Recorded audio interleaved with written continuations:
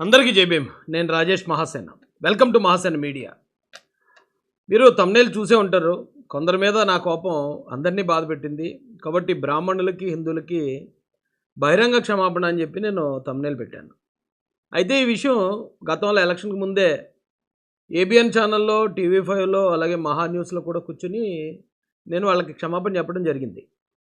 ఆ క్షమాపణ చెప్పడానికి గల కారణాలు కూడా నేను ఈరోజు మీకు తెలియజేస్తాను. అలాగే ఇప్పుడు మళ్ళీ ఈ టాపిక్ ఎందుకు మాట్లాడుతున్నాను అనేది కూడా మీకు తెలియజేయాలనే ఉద్దేశంతో ఈ వీడియో రికార్డ్ చేస్తున్నానండి. 2020లో పిఠాపురంలో సంఘటన జరిగింది. అక్కడ దేవీ దేవతల విగ్రహాలని, ఒక 8-9 విగ్రహాలని గుర్తు తెలియని దుండగులు పగలగొట్టారు అని చెప్పి ఒక వార్త వచ్చింది. ఆ వార్త వచ్చిన 1-2 రోజుల్లోనే పోలీసు వారు దానికి కారణమైన వ్యక్తిని పట్టుకుని అరెస్ట్ చేసి కాకినాడ సబ్ జైలుకు తోసేశారు. తోసేస్తే మతిస్థిమితం లేదన్నారు. ఒకవేళ మతిస్థిమితం ఉన్నా లేకపోయినా ఆడు ఒకవేళ హిందూ ద్వేష అయి ఉండొచ్చు, లేదా ఇతర మతస్థుడు, ఆడు క్రిస్టియన్ అయి ఉండొచ్చు. అయితే వాడిని అరెస్ట్ చేసినప్పుడు ఇమీడియట్గా మేము స్పందించాం. అప్పుడు సోషల్ మీడియాలో, ఫేస్బుక్లో స్పందించి మంచి పని చేశారండి. ఇలాంటి అదవుల వల్లే మతాల మధ్యలో ఈ ద్వేషాలు రేగుతున్నాయని మేము స్పందించాం. దాన్ని అరెస్ట్ని అప్రిషియేట్ చేసాం. చేస్తే తర్వాత 1-2 రోజులకే అక్కడికి కొద్దిమంది స్వామీజీలు వచ్చి ఒక మీటింగ్ పెట్టారు. ఆ మీటింగ్లో వాళ్ళు కొంచెం అగ్రెసివ్ వర్డ్స్, అంటే పిఠాపురంలో ఉన్న ముస్లింలు, క్రిస్టియన్స్ అందరూ వచ్చి మా కాళ్ళు పట్టుకుని క్షమాపణ చెప్పకపోతే మీ చర్చిల్ని, మసీదుల్ని మేము కూలగొడతామని చెప్పి వాళ్ళు వీడియో మాట్లాడారు. అదే ఒక మీటింగ్లో మాట్లాడారు. మాట్లాడితే నేను అప్పుడు విజయవాడలో ఉన్నాను. విజయవాడలో ఉన్నప్పుడు నాకు ఎవరో పంపించారు ఆ వీడియో.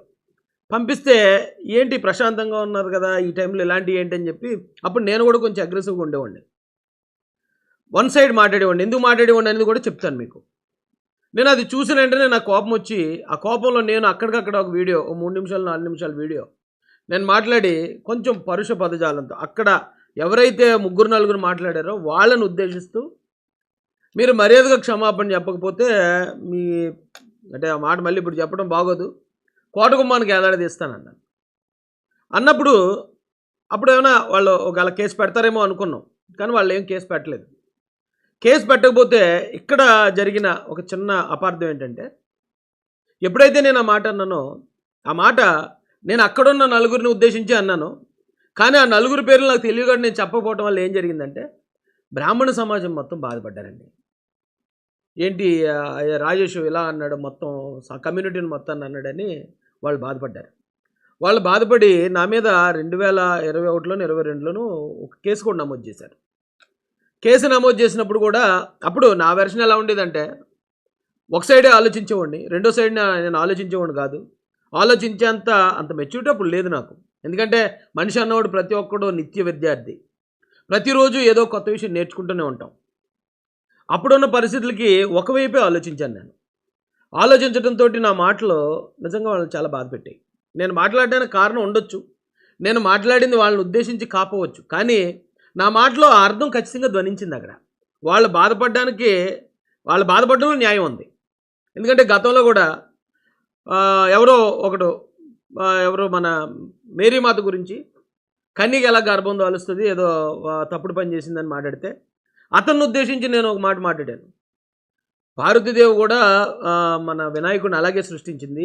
ఎందుకంటే దేవతలకు అలా సృష్టించే శక్తి ఉంటుంది తప్ప వారి శీలాన్ని శంకించకూడదు అన్నట్టు కొంచెం పరుష పదజాలంతో మాట్లాడాను.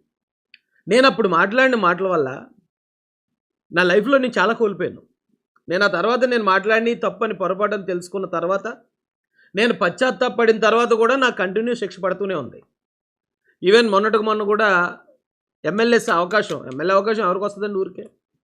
నా ఎమ్మెల్యే సీట్ను కూడా ఈ ప్రచారం వల్ల నాకు నేనుగా వదులుకునే పరిస్థితి వచ్చిందండి. నేను చాలా నష్టపోయాను అంటే నాకు శిక్ష పడింది ఆల్రెడీ.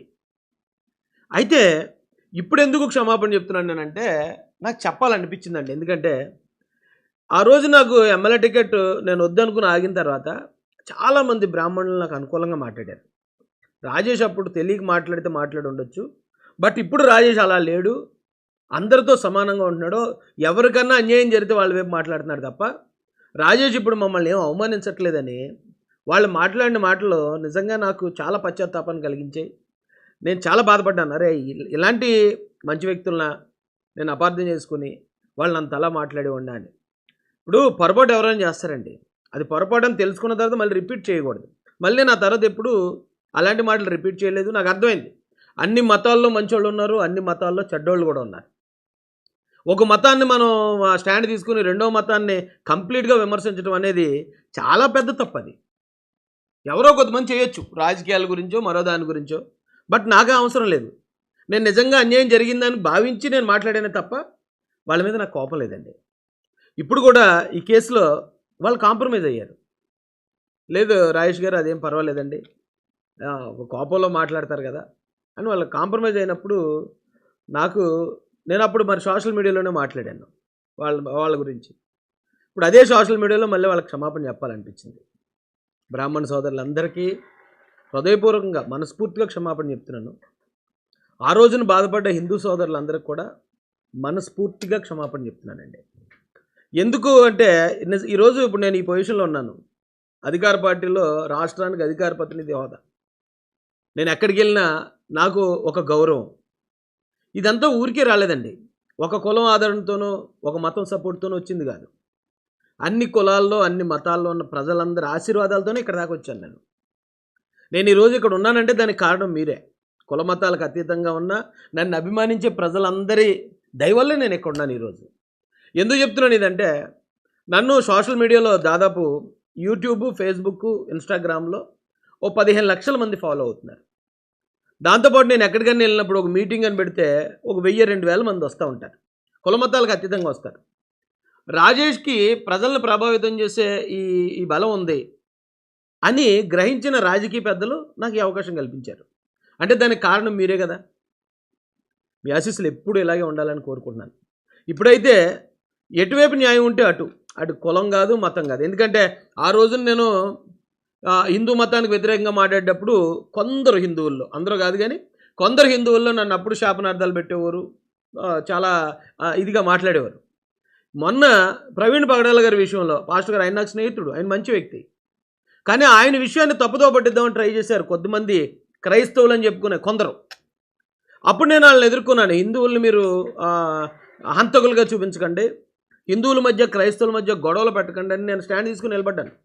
అంటే నాకు న్యాయం అనిపిస్తే అటువైపు 1,00,000 మంది నన్ను వ్యతిరేకించి నేను నిలబడతానండి. అలా నిలబడినప్పుడు చాలామంది ఎవరైతే ప్రవీణ్ పగడాల గారి హత్యగా క్రియేట్ చేద్దాం అనుకున్నారో వాళ్ళందరూ నన్ను శపించారు, నువ్వు కూడా ఆ నడి రోడ్డు మీద అర్ధాంతరంగా అలాగైపోతావని. అప్పుడు కూడా నేనేం బాధపడలేదు, ఎందుకంటే ఒకే మతంలో న్యాయం ఉందని నమ్మినప్పుడు నా మాటలు కొద్దిమందిని బాధ పెట్టేయండి. కానీ ఆ తర్వాత నేను చూసిన తర్వాత ఇప్పుడు నాకు యూట్యూబ్ కానీ ఫేస్బుక్ కానీ ఈ లక్షలాది మంది ఫాలో అయ్యే దాంట్లో సగం మందికి పైగా హిందువులే ఉన్నారు. నాకు ఫోన్ చేసి రాజేష్ నువ్వు అలా కదమ్మా, ఇలా వెళ్ళమ్మా, ఇదమ్మా పరిస్థితి అని నన్ను గైడ్ చేసి డైరెక్ట్ చేసే వాళ్ళలో 80% హిందువులు ఉన్నారు. అరే నేను చాలాసార్లు పశ్చాత్తాపడుతూ ఉంటాను. నాకు హెల్ప్ ఏదైనా ఒక మాట సాయం చేయాల్సి వచ్చినప్పుడు, ఏదైనా రావాల్సి వచ్చినప్పుడు, వాళ్ళు వస్తున్నప్పుడు, ఇంతకుముందు నేను వీళ్ళ కోసమే ఎలా మాట్లాడాను, అయినా అపార్థం చేసుకోకుండా దాన్ని కూడా క్షమించి వాళ్ళు ఇంతలా నాతోటి ఉంటున్నారు అని ఎప్పటికప్పుడే బాధపడతానండి. ఇది నేనేదో రాజకీయం కోసం పదవులుగా, నాకేం పదవులు ఉన్నాయి, వచ్చిన అవకాశాన్ని వదులుకున్నాను. ఇప్పుడు కూడా నా పరిస్థితి ఏంటనేది మీ అందరికీ తెలుసు. కానీ ఎవరైతే నన్ను మంచి వ్యక్తులు అపార్థం చేసుకున్నారో దయచేసి వాళ్ళు అపార్థం చేసుకోవద్దు అనే ఉద్దేశంతో నేను ఈ వీడియో మాట్లాడడం జరుగుతుందండి.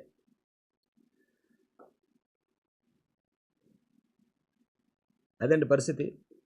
ఎప్పుడు మీ ఆశీస్సులు ఎలాగ ఉండాలంటే నా ప్రయత్నం ఏంటంటే, కొన్ని కులాలు, కొన్ని మతాలు, అంటే అణగారిన వర్గాలని కొన్ని ఉన్నాయి. ఇప్పుడు ఎస్సీల్లోనే డెవలప్ అయిన వాళ్ళు ఉన్నారు, వాళ్ళు మళ్ళీ ఎస్సీల మీద వాళ్ళ రుబాబు చూపిస్తున్నారు. అలాగే క్రిస్టియన్స్లోని కొంచెం ఎదిగిన తర్వాత కార్పొరేట్ స్థాయి పాస్టర్లు అయిన తర్వాత వాళ్ళు సాధారణ క్రైస్తవుల సమస్యలకు రారు, వాళ్ళని కూడా పట్టించుకునే పరిస్థితి లేదు. అలాగే హిందువుల్లో కూడా మంచోళ్ళు ఉంటారు. ఇప్పటికీ నా మీద నన్ను అభిమానించే హిందువులు ఎంతమంది ఉన్నా కూడా కొద్దిమంది నన్ను ఇంటెన్షనల్గా నన్ను ఇబ్బంది పెట్టాలి మతం పేరుతో అని ఆ కొద్దిమంది హిందువులు ఇప్పటికీ ఉన్నారు. కానీ ఆ కొద్దిమందిని మనం బేస్ చేసుకుని మిగతా వర్గాన్ని మొత్తం మనం తప్పుగా మాట్లాడడం అనేది కరెక్ట్ కాదని తెలుసుకున్నానండి. ఎందుకంటే మొన్న ప్రవీణ్ పగడాల గారి విషయంలో కూడా మొదటి రోజు దాదాపు 25-30 వేల మంది వచ్చారు రాజమండ్రి గవర్నమెంట్ హాస్పిటల్ దగ్గరికి. నేను అది యాక్సిడెంట్ అని చెప్పిన తర్వాత పట్టుమని మళ్ళీ 500 మంది కూడా రోడ్డు ఎక్కలేదు. అంటే వాళ్ళు నేను మాట్లాడిన మాటకి ఎంత విలువ ఇచ్చారని వాళ్ళ మీద కూడా నా మనసులో ఎంతో గౌరవం, ప్రేమ ఉందండి. ఇక్కడ అందరూ సమానమే. అయితే నేను గతంలో మాట్లాడాను, దాదాపు ఒక 5-6 సంవత్సరాలు అయిపోద్దేమో నేను అప్పుడు ఆ వెర్షన్ మాట్లాడేవాడిని. ఎప్పుడు మళ్ళీ ఆ పొరపాటు చేయలేదు నేను. ఇక భవిష్యత్తులో కూడా చేసే పరిస్థితి లేదు. రమేష్ గారు అనుకుంటా నా మీద అప్పుడు ఎఫ్ఐఆర్ చేసింది, అంటే కంప్లైంట్ ఇచ్చింది. నాగాభట్ల భాస్కర్ శర్మ గారు, నాగాభట్ల భాస్కర్ శర్మ గారికి, అలాగే ఈ ఆంధ్రప్రదేశ్లోను తెలంగాణలో ఉన్న తెలుగు బ్రాహ్మణోత్తములందరికీ కూడా హృదయపూర్వక క్షమాపణ చెప్తున్నానండి. మీ ఇలాంటి మంచి వ్యక్తులు ఖచ్చితంగా మీ అందరి ఆశీర్వాదాలు కూడా మాకు కావాలి. ఎందుకంటే మేము అణగారిన వర్గాల కోసం పోరాడుతున్న వాళ్ళం.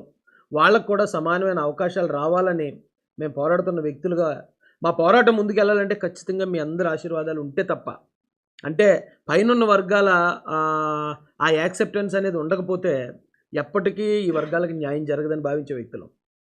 కాబట్టి పోరాటంతోటో, తిట్టడంతోటో, లేకపోతే మీరు మేము వాదులాడుకోవటం ద్వారానో ఈ యంత్రాలు అయితే తొలగిపోవు. కానీ ఒకరొకరు స్నేహంగా ఉండటం ద్వారా ఒక అడుగు మేమే ముందుకొచ్చి మిమ్మల్ని కలుపుకునే ప్రయత్నం, అలాగే మీరు ఒక అడుగు ముందుకొచ్చి మమ్మల్ని కలుపుకునే ప్రయత్నం చేసినప్పుడే ఇక్కడున్న సమాజం బాగుంటుంది, రాష్ట్రం బాగుంటుంది, దేశం బాగుంటుందనే ఆలోచనతో మేము ముందుకున్నాం. గతంలో చాలా పొరపాట్లు మాట్లాడాను నేను. కాదా అప్పుడు ఉన్న సందర్భానికి నేనేమి దాన్ని సమర్థించుకోవట్లేదు. ఇక్కడ ఈ విషయంలో కూడా నేను భాస్కర్ భట్ల శర్మ గారు, అంటే కొంచెం పొడవుగా ఉంది కదండి పేరు, అందుకని నాగభట్ల భాస్కర్ శర్మ గారు, వీరిని అనలేదు. వీరితో పాటు ఉన్నవాళ్ళని నేను అనకపోయినా కూడా ఖచ్చితంగా నేను అప్పుడు మాట్లాడిన మాట వీళ్ళు అపార్థం చేసుకునే విధంగానే ఉంది. వాళ్ళు బాధపడ్డారంటే దానిలో ఖచ్చితంగా న్యాయం ఉంది. వాళ్ళు కేసు పెట్టారంటే అందులో కూడా న్యాయం ఉంది. కానీ వాళ్ళు నాకేం పెద్దగా డిమాండ్స్ ఇవ్వలేదండి. నువ్వు ఇలా చేసి మాట్లాడావు కాబట్టి మాకు 10 లక్షలు పట్టురా, లేకపోతే మా సంఘానికి కట్టు, లేకపోతే నువ్వు ఎలా చేయి అలా చేయని ఏ డిమాండ్స్ పెట్టలేదు. వాడు అపార్థం చేసుకున్నా వాళ్ళకి నిజంగా నేను మాట్లాడిన మాట అంత గాయపరిచినా కూడా లేదండి అదేం పర్వాలేదండి, రాజేష్ గారు ఏముందిలేండి అప్పుడు జరిగిందని వాళ్ళ పెద్ద మనసుకి నిజంగా శిరస్సు వంచి నేను వందనాలు తెలియజేస్తున్నానండి, నమస్కారాలు తెలియజేస్తున్నాను. నాగభట్ల భాస్కర్ శర్మ గారు అండ్ టీం ఎవరైతే ఉన్నారో మీ అందరికీ ఎప్పటికీ కూడా మేము అనుకూలంగా ఉండే వ్యక్తులమే. అలాగే ఈ ఆంధ్ర తెలంగాణలో ఉన్న బ్రాహ్మణులు, నేను వెళ్తున్నప్పుడు కూడా చాలామంది బ్రాహ్మణులు బండి ఆపేసి మరీ పలకరిస్తారండి. తమ్ముడు రాయేష్ ఎలా ఉన్నావు అని చెప్పి వాళ్ళు మాడుతున్నప్పుడు నిజంగా, అంటే బైబిల్లో మాట ఉంటుందండి, ఎవరైతే మీకు కీడు చేశారో వాళ్ళ పట్ల మీరు మంచిగా ఉండటం ద్వారా ఒక నిప్పులు కుంపటి పట్టుకెళ్ళాలని నెత్తి మీద పోసినట్టండి. అది వాళ్ళతో కూడా మంచిగా ఉంటాయి. నేను బ్రాహ్మణ్స్ దగ్గర నేను అదే చూశాను. వాళ్ళు నాతో అంత మంచిగా మాట్లాడుతున్న ప్రతిసారి కూడా నేను లోపల సిగ్గుపడే ఉండండి. నేను వీళ్ళ గురించి అంతలా మాట్లాడాను, అపార్థం చేసుకున్నాను. గతంలో ఎప్పుడో జరిగి ఉండొచ్చండి, కానీ ఇప్పుడు అందరూ అలా లేరు. అందరూ అలా లేనప్పుడు అందరినీ తప్పుగా మాట్లాడాననే ఆ బాధ నాకు ఎప్పటికీ ఉంటుంది. అయినా చెప్పాలనిపించింది. ఎందుకంటే నేను పబ్లిక్గా ఫేస్బుక్లో వాళ్ళని దూషించి లేదా వాళ్ళని బెదిరించి నేను ఏదో ఇన్నర్గా వాళ్ళ దగ్గరికి వెళ్ళి సారీ అండి అని మాట అంటే సరిపోదు అనిపించింది నాకు. అది కూడా పబ్లిక్గానే చెప్పాలి. సమాజం మొత్తానికి నా క్షమాపణ చెప్పడంలో తప్పులేదు. ఎందుకంటే పెద్దలు వాళ్ళ దగ్గర అంటే ఇది నాకేం చిన్నతనంగా అనిపించలేదు నాకు. వాళ్ళు నా మీద చూపించే ప్రేమాభిమానాల ముందు నా ఎమ్మెల్యే టికెట్ పోయినప్పుడు చాలామంది నేను సపోర్ట్ చేసిన వాళ్ళు, నేను పోరాడిన వ్యక్తులు కూడా బయటకు రాలేదు. కానీ ఈ బ్రాహ్మణ్స్ బయటకు వచ్చారండి ఆ రోజున. రాయేష్ టికెట్ ఇచ్చి తీరాలి, ఖచ్చితంగా ఆయన అప్పుడున్న రాయేష్ కాదు, ఇప్పుడు చాలా మార్పు చెందిన వ్యక్తి అయినా అని వాళ్ళు మాట్లాడిన మాటలు నా జీవితాంతం వాళ్ళని గుర్తుపెట్టుకుంటానండి. హిందువులందరినీ కూడా ఎప్పుడు కూడా నా సొంత అన్నదమ్ములాగే భావిస్తాను నేను. థ్యాంక్ యూ అండి, థ్యాంక్ యూ సో మచ్. అంటే ఇప్పుడు చంద్రబాబు నాయుడు గారు హిందూ, లోకేష్ గారు హిందూ, వాళ్ళ కోసం లేక ఆ పార్టీ కోసం ఎక్కడి దాకా వెళ్ళే మనుషులు, అంటే ఆ మతాన్ని చూసో లేకపోతే కులాన్ని చూసో కాదు. గతంలో ఎప్పుడూ జరుగుండి ఉండొచ్చు, కానీ ఇప్పటికీ కూడా ఒక ప్రాపగండ అయితే జరుగుతుందండి. అంటే క్రిస్టియన్స్ హిందువులకి శత్రువులని, హిందువులు క్రిస్టియన్స్కి శత్రువులని, హిందువులు దళితులకు శత్రువులని ప్రాపగండ చేసే ఒక బ్యాచ్ అయితే ఉంది. అది హిందువుల్లోనూ ఉంది, ఇటువైపు క్రిస్టియన్స్లోనూ ఉంది, అటువైపు ఎస్సీస్లోనూ ఉంది. అంటే ఈ ప్రాపగండ అంతటికీ కారణం అల్టిమేట్గా పాలిటిక్సే ఉంటుంది. కాబట్టి ఆ ప్రాపగండలోకి ఎవరు, ఆ ట్రాప్లో ఎవరు పడొద్దు అంటాను నేను. ఎందుకంటానంటే ఇప్పుడు ఎవరో ఒక ఆయన వచ్చాడు, ఆయన ఇంకో మతాన్ని తిడతాడు. తిడితే ఆ మతంలో నుంచి ఎవడో లేస్తాడు, ఆడు ఈ మతాన్ని తిడతాడు. తిడితే అగో పలానా ఓడి తిడుతున్నాడు కాబట్టి ఈ మతాన్ని నేనే రక్షిస్తున్నానని ఈయన అంటాడు. పలానా ఓడి దగ్గర నుంచి ఈ మతాన్ని మొత్తం నేనే భుజాన్ని వేసుకుంటానని ఆయన అంటాడు. దీని అంతటి వెనకథలు కూడా మళ్ళీ పాలిటిక్స్ ఉంటుంది. దయచేసి యువత ఎవరు కూడా ఈ మతాల సోషల్ మీడియాలో ఉన్నది కాదండి అసలైన మతం. సోషల్ మీడియాలో ఉండేది అసలైన హిందుత్వం కాదు. అసలైన హిందుత్వం ఎక్కడుందంటే దేవాలయాల్లో ప్రతిరోజు కొన్ని వేల మంది ఆకలి తీరుస్తున్నారు అన్న సంతర్పణల పేరుతో. అక్కడుంది అసలైన హిందుత్వం. క్రిస్టియానిటీ కూడా ఇప్పుడు మనం చూస్తున్న సోషల్ మీడియాలో లేదండి. అసలైన క్రిస్టియానిటీ చర్చెస్లో నిజాయితీ పరులైన కొంతమంది పాస్టర్లు ఉన్నారు. ఏదైతే తప్పుడు పనులు చేస్తున్న వాళ్ళని ఆ తప్పుడు పనులు మాన్పించటం, తాగుడు మాన్పించటం, వ్యభిచారం మాన్పించటం, వాళ్ళకి ఒక మంచి జీవితంలో నడిపించటం అనే ప్రయత్నం గ్రౌండ్ లెవెల్లో పాస్టర్స్ చేస్తున్నారు కొంతమంది. అక్కడుంది అసలైన క్రిస్టియానిటీ. మానవ సేవే మాధవ సేవ అని హిందుత్వం చెప్పింది. నిన్ను వలే నీ పొరుగు అని ప్రేమించని క్రిస్టియానిటీ చెప్పింది. కానీ అవి గ్రౌండ్ లెవెల్లో జరుగుతున్నాయి. అసలైన హిందుత్వం, అసలైన క్రిస్టియానిటీ అక్కడ ఉంది. కానీ సోషల్ మీడియాలో మనం చూసేదంతా ఫేక్ హిందుత్వం, ఫేక్ క్రిస్టియానిటీ. క్రిస్టియానిటీ హిందుత్వం అని అనకూడదు, కానీ ఫేక్ హిందువులు అందులో మాట్లాడేవాళ్ళు, అంటే ఎదుటి మతాన్ని దూషించేవాళ్ళు. ఫేక్ క్రిస్టియన్స్ ఎదుటి మతం మీద శత్రుత్వం పెంచేవాళ్ళు. ఇది తెలుసుకుని నేను చాలా తొందరగానే బయటపడ్డానండి ఆ ఉచ్చులో నుంచి. అది ఒక సాలిగుళ్ళు లాంటిది. ఆ ఉచ్చులో నుంచి చాలా తొందరగా బయటపడ్డాను. వాస్తవాలు తెలుసుకున్నాను.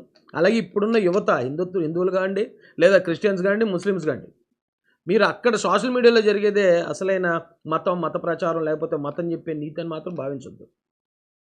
అదంతా కూడా ఫేక్, అదంతా పాలిటిక్స్. ఇదేంటి పరిస్థితి. మరొకసారి అందరికీ హృదయపూర్వక క్షమాపణలు తెలియజేస్తూ జై భీమ్, జై భారత్, జై జై మహాసేన.